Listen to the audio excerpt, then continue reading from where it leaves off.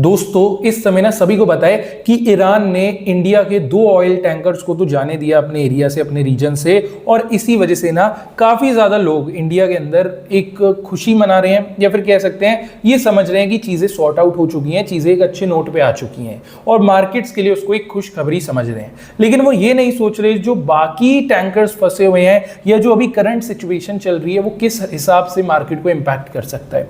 थोड़ा सा ना डिटेल में हम समझेंगे इंडिया और ईरान में अभी क्या चल रहा है, मतलब इंडिया ईरान के बीच में क्या चल रहा है और क्या कुछ रिलीफ देने वाली बात है या फिर चीजें यहां से और खराब हो सकती हैं। और इस न्यूज की वजह से, ये जो अपडेट्स आ रहे हैं सब की वजह से इंडियन मार्केट पे बेसिकली क्या इंपैक्ट पड़ेगा, क्योंकि बैक टू बैक हम सब देख रहे हैं मार्केट्स के अंदर बड़ी गिरावट आ रही है। आपके पोर्टफोलियोज भी काफी ज्यादा इस समय रेड होंगे एंड आपको भी कहीं ना कहीं ड्यूरिंग द मार्केट एक पैनिक लाइक सिचुएशन, थोड़ी टेंशन होती होगी। तो चीजों को ना मैं अच्छे से आज आपको एक्सप्लेन करूंगा, क्लियर करूंगा बेसिकली हो क्या रहा है और क्या हो सकता है।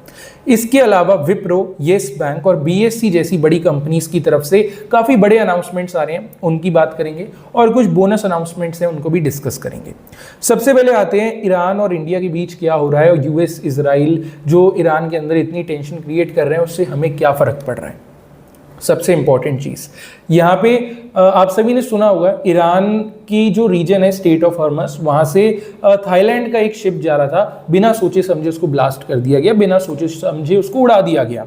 लेकिन ये बात काफी अच्छी है कि इंडिया इस समय टॉप इकोनॉमीज में से एक है। इंडिया एज अ नेशन इतना बड़ा बन चुका है कि ऐसा कुछ इंडिया के साथ होना ऑलमोस्ट नेक्स्ट टू इम्पॉसिबल है। इवन सभी ने देखा होगा हमारे फॉरेन मिनिस्टर्स ने कैसे ईरान से बात करी एंड इवन अपने जो 2 ऑयल टैंकर्स हैं उनको वहां से जाने की परमिशन मिल गई थी। लेकिन बाकी ऑयल टैंकर्स का क्या? देखिए इंडिया के अंदर एलपीजी की जो एक क्राइसिस है वो आप सभी समझ रहे हैं डिटेल में कि एक्चुअल प्रॉब्लम हो रही है ग्राउंड लेवल पे। आपको और मेरे को पता है कि जो नॉर्मल सिलेंडर्स हैं वो मिल पाना इस समय कितना मुश्किल हो चुका है। इस वजह से जो ऑयल टैंकर्स हैं उनको आना काफी ज्यादा जरूरी था, इट वाज नेसेसिटी। तो इन्होंने डील बनाई, इन्होंने ईरान के साथ बात करी। जाहिर सी बात है ईरान इंडिया का रिलेशन अच्छा ही है थोड़ा सा, एंड इंडिया जो है ईरान से काफी ज्यादा क्रूड ऑयल भी परचेज करता है। इस वजह से जहां तक बात थी ईरान मान जाएगा और वो मान भी गया। लेकिन सारे ऑयल टैंकर्स के लिए नहीं माना है। ईरान ने अपना जो एक फ्रेंडली रिलेशन है उसको कंटिन्यू करते हुए थोड़ा सा एक फ्रीनेस दिखाई इंडिया के साथ और ये बोला कि ठीक है आप अपने 2 ऑयल टैंकर्स को पास कर सकते हैं, वो भी हमें आप पहले बता देंगे किस समय आपका ऑयल टैंकर जाएगा ताकि उस समय हम चीजों को वहां पे थोड़ा शांत कर सकें। ऐसा होके 2 ऑयल टैंकर्स अब इंडिया आ गए हैं। लेकिन बाकी ऑयल टैंकर्स का क्या? देखिए चीजें अभी सही नहीं हुई है, ये समझ जाना जो एलपीजी की शॉर्टेज चल रही थी ना, वो ऑयल टैंकर्स आ गए, वो शॉर्टेज एक बारी को फुलफिल हो गई। लेकिन प्रॉब्लम अभी भी कंटिन्यू है जब तक जो सप्लाईज है वो वापस नॉर्मल नहीं हो जाती या फिर इंडिया जो है अपना ऑल्टरनेटिव नहीं निकाल पाता। क्रूड ऑयल का कहीं ना कहीं हमारे पास में बैकअप था, ऑयल रिजर्व्स हमारे पास थे, लेकिन वहीं एलपीजी का कभी किसी ने नहीं सोचा था और वो प्रॉब्लम अभी आ रही है। ये प्रॉब्लम रहेगी, कुछ और दिन रहेगी, चीजें यहां से वर्स्ट होने की भी चांसेस हैं, तो और प्रॉब्लम्स आ सकती हैं। तो ये तो मत सोचना कि आने वाले हफ्ते 10 दिन के अंदर मार्केट से एक अच्छा बाउंस दिखा सकती है, नहीं। ये महीना और अगला महीना मार्केट्स के लिए कहीं ना कहीं बुरा जाएगा, तो एक्सपेक्ट करके चलना आपके पोर्टफोलियोज के अंदर और थोड़ी ब्लीडिंग हो सकती है। अब ये बिल्कुल मत आप करना कि मार्केट में जाके पैनिक सेलिंग करने लग गए, उसका कोई रीजन नहीं है। उल्टा ये टाइम होता है मार्केट्स में नई पोजीशन बनाने का, क्योंकि मार्केट बढ़ता है तब नहीं खरीदना होता, मार्केट जब घटता है तभी खरीदना होता है। बढ़े हुए मार्केट में तो प्रॉफिट बुकिंग होती है सर।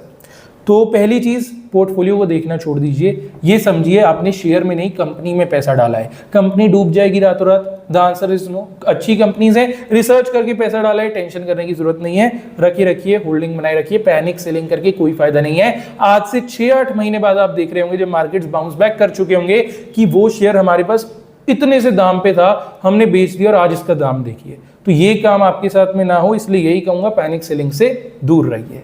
चलिए अब कुछ बाकी अपडेट्स, कुछ न्यूज़, कुछ ऑर्डर्स की बात करते हैं। देखिए पहली खबर आ रही है सॉफ्टेक की तरफ से।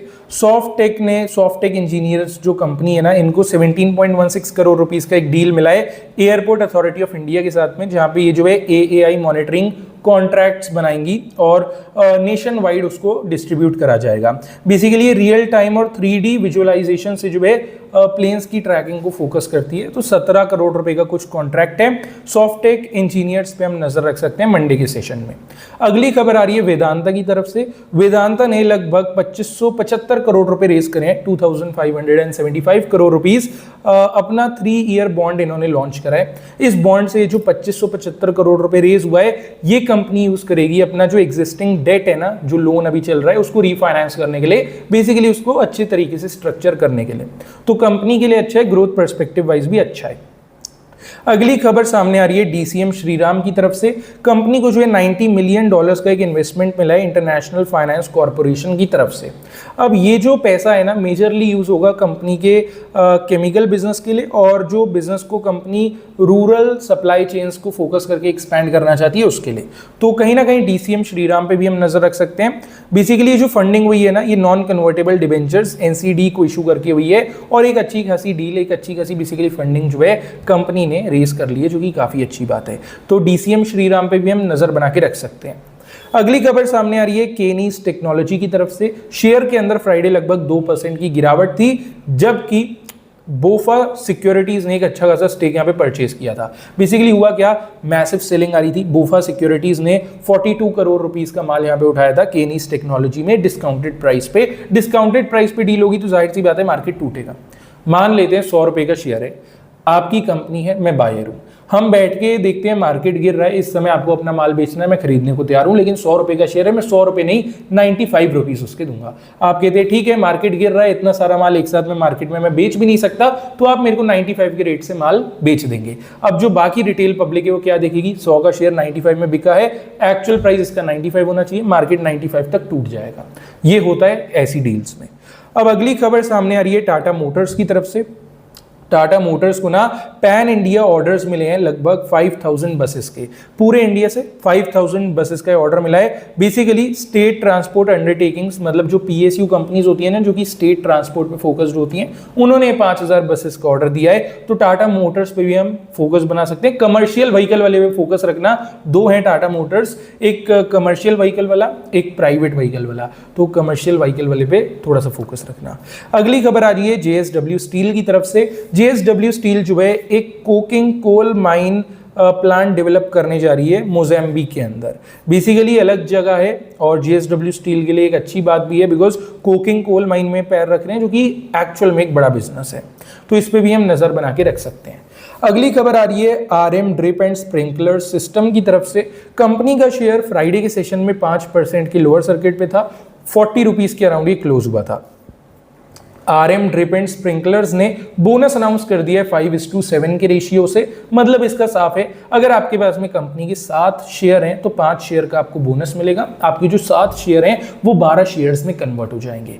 चाहे आपके पास इस कंपनी के जितने मर्जी शेयर हो, you will be getting 5 new shares on each and every 7 shares. इसको देने की एक्स डेट, रिकॉर्ड डेट 10 अप्रैल यानी कि 10 अप्रैल की रखी गई है।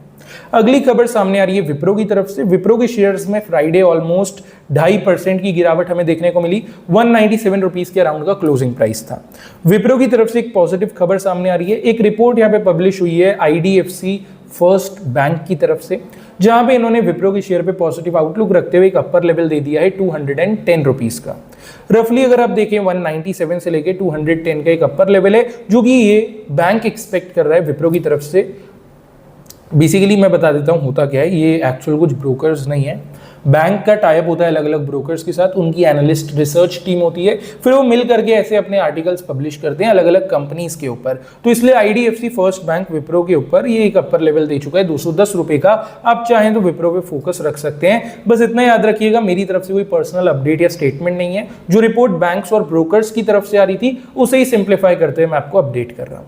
अगली खबर आ रही है बीएससी की तरफ से। बॉम्बे स्टॉक एक्सचेंज का शेयर रफली 1.5% टूटा था फ्राइडे। 2805 रुपीस का हमारा क्लोजिंग प्राइस था। अब बीएससी के शेयर पे ना एक नेगेटिव आउटलुक बन रहा है। एक अपडेट यहां पे आ रही है एलकेपी सिक्योरिटीज द्वारा, जहां पे इन्होंने बीएससी के शेयर पे नेगेटिव आउटलुक दिया है और एक लोअर लेवल दे दिया है 2665 रुपीस का। रफली 2805 रुपए से लेकर के 2665 रुपए का एक जो लोअर लेवल है ना, ये ब्रोकरेज फर्म एक्सपेक्ट कर रहा है BSC के शेयर पे, तो BSC पे भी फोकस रख सकते हैं। अगली एंड लास्ट अपडेट की ओर बढ़ते हैं, उससे पहले एक रिक्वेस्ट आपसे करना चाहूंगा, वीडियो के अंदर अगर आप यहां तक आई गए हैं, जरूर कुछ ना कुछ तो अच्छा लग ही रहा होगा, तो प्लीज वीडियो को लाइक कर देना, चैनल को सब्सक्राइब कर देना। इससे होगा ये, बाजार से जो भी लेटेस्ट खबर आती है ना, सबसे पहले उसका एक्सेस आपको मिल जाएगा, तो सब्सक्राइब कर लेना। अब हम बात करेंगे येस बैंक की। येस बैंक का शेयर लगभग 2.5% करेक्ट हुआ था फ्राइडे, 18.80 रुपीस पे क्लोज हुआ था। येस बैंक की तरफ से पॉजिटिव अपडेट आ रही है, ये वाली रिपोर्ट पब्लिश हुई है आईसीआईसीआई डायरेक्ट की तरफ से। आईसीआईसीआई डायरेक्ट ने येस बैंक के शेयर पे पॉजिटिव आउटलुक रखते हुए एक अपर लेवल दे दिया है 20 रुपीस का। रफली 18.80 से लेकर के 20 रुपए का एक जो अपर लेवल है ना, ये ब्रोकरेज फर्म एक्सपेक्ट कर रही है येस बैंक के शेयर पे। तो आप चाहें तो येस बैंक पे भी नजर बना सकते हैं, वॉच लिस्ट में ऐड कर सकते हैं।